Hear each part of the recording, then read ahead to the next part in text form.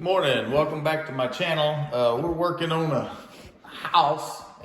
Been doing some plumbing and sink and tile, a little bit of everything. Today I was gonna do some caulking. Let me show you. Some of these seams, like in these doors we put in, the trim didn't quite go to the wall. So we're just gonna caulk it. It's pretty common before you paint it, touch up. We're going to touch it up. You can see the baseboard right here. It's actually got a little gap also. Let me show you the other side here. See like that gap? And then this gap going up. Just happens. Nothing's straight sometimes in the construction world. So there's just some little baby gaps. Just look a lot better when you do it. You can leave it. Or you can seal that gap off. You can see that one right there. It's pretty big. And then this one. And then this corner over here. Some people will probably tell me I'm a hack, but that's the baseboard that come out of it. I just put it back in there and I'm just gonna caulk it instead of going and buying a new piece. This is actually a pretty good seam right here in this 45 corner. And you can see the top. It just looks so much better caulked, I think. This one, this is the one I'm using theirs, and it kind of folded in underneath the, and this will actually happen quite often, this right here, when you cut your piece and then the drywall's kind of curved in there, and when you nail it in, it'll kind of buckle underneath. So I'm just gonna put a bead of caulk right there too. And then I'm gonna show you a few tricks and tips, I guess, that I have done over the years. One is when you cut your caulk tube, I usually just cut a small tip off of it. And you can see how, I don't know if you can tell how big that hole is, but it's not very big at all. Maybe 1/8 of an inch, but I usually just cut it. You can see how small it is. And the reason is you can always put a little bit more caulk in there, but if you cut that tip like real, way back here, and it's got a hole the size of a pencil coming out, you just get too much caulk on everything. If you're just doing a little seam like this, let me show you. Doing a little seam like this, you just need a little bitty bead. And here's another tip, I guess. I'll go ahead and tell you this one. I don't know if you can see that little mark I made on top of that tube. I usually try and make some kind of mark that shows where my point is. The very tip of my point where I cut it, the angle, and I always cut them at a little bit of an angle, as you can see right there. I don't know if you can tell that's an angle or not. But I'm gonna put that tip right in the corner, and then I'm just gonna barely squeeze, and I'm just gonna run a bead right down the top of that. And then about an inch before you get to the wall, I usually just quit, or maybe 2 inches, 3 inches, whatever. And that way you can kind of come back this way. Let me just go ahead and do this whole corner. Let's see if I can get in there. This one's pretty small. All right. And I'm gonna run a little bitty bead straight up this right here, like so. All right. Let me see if you can see that. Now I just run a little bitty bead right along the top of that. And then I run one right here. You can see it kind of bubble right there.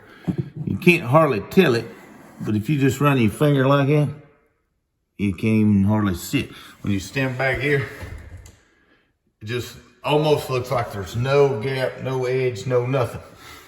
All right, let's do this one. You can see the bigger gap. All right, I still got my small hole in there. I'm gonna put my mark. See, I didn't fill it all up. Can you see that? I'm just gonna go back down here and start it again. See that? It filled it up that time. You can see a little air pocket right there. So I'm just gonna barely put some, and I'm just gonna touch it with my finger. Sometimes in the caulking world, touching it is what you don't want to do. because you just open up another can of worms. But if you just use a little bit of caulk, you can see what's on my finger, just a very little bitty line right in the middle. And then you can see the end result. We're gonna touch up paint when I get done with caulking. I'm gonna go ahead and do this right here. Right here. A little more right there. All right, good. Put some right there. And some right here. Let's see if that'll cover. I'm gonna see if you all can see that. All right, see, I run my bead down through there and I didn't have my point perfect in the hole, but you can see it's still got this little gap looking. See that? Well, the caulk is there. I've got a baby bead right on the edge. I'm gonna run my finger right down through there. See how it took it away? It's just gone now. There's a little air hole right there. And that's what you use that little speck on your finger for. But the trick, or the tip I was wanting to show you, is that not cutting a big old hole. Let's see if I can get this. Not gonna be able to see all that. I don't know. I probably won't be able to see it too good, but I'm gonna do right down this seam. I'm gonna show you what it looks like right now. There, and then there, all the way to the ground. I'm gonna back it up. That's about as good as we can get it. I'll just go ahead and run it and I'll show you a few things, hopefully. I'm gonna put my tip right in there. I got my mark. I'm gonna put my tip right in the corner at the top. I'm just gonna start it and I'm gonna barely squeeze going down. And just run it straight down the wall, like so. And then I'm gonna turn around. I'm gonna stick it in the very corner here, and then I'm gonna go right back up it. So there's our bead. Actually, I ain't got nothing to show you on that one, because that one turned out pretty good. I'm gonna do the same thing on this side. It had a couple of spots. And then I'm gonna turn it around and run it straight back up to it. All right, that one did it, so I can get to show you something. All right, now I'm gonna do this baseboard in between. In between, right there. Yeah, that looks pretty good. Okay, here's our seam now. Looks pretty good. And then the other one, I can't see it too good for the shadow, can you? But the seam is actually real good.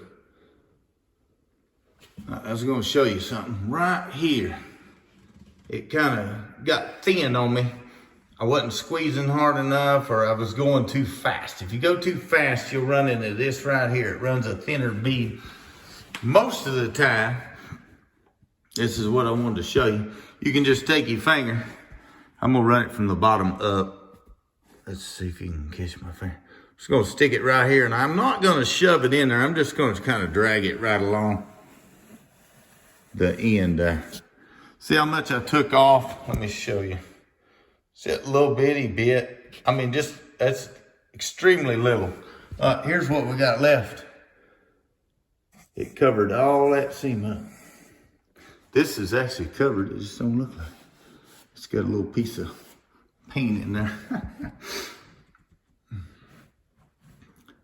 But all that, and then if you do have an air pocket, here's another seam I'll show you. See, this went too fast. It left it a little bit off that wall. So you can just take your finger, run it right down it. See how it covered that up? I didn't quite get the very end, and that's what you use what's on your finger with. You just push it in there and kind of pull it back the other way. There you go. And I normally use, I don't know, like a wet rag or something, just wipe my finger off.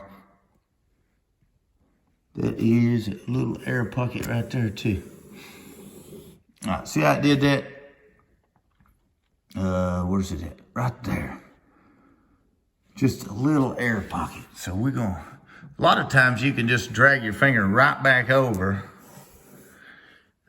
what you just done, and there'll be enough extra comp, and it will just cover that right up.